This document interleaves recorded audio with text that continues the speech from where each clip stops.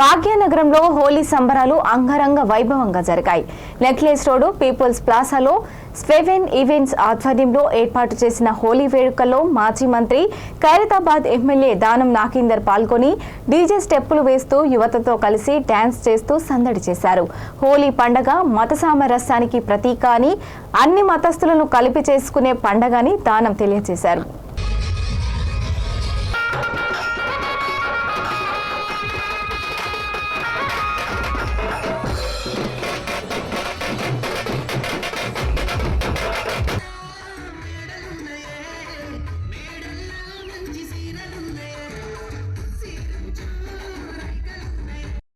సందర్భంగా మీ యొక్క TV channels ద్వారా చూస్తున్నటువంటి ప్రేక్షకులందరికీ, తెలంగాణ ప్రజలకి, రాష్ట్ర వ్యాప్తంగా దేశ వ్యాప్తంగా ఉన్నటువంటి అందరికి కూడా శుభాకాంక్షలు తెలియజేసుకుంటూ, ప్రత్యేకంగా హోలీ అనేది మత సామరస్యానికి మరందరికి కూడా మీరు చూసినారు.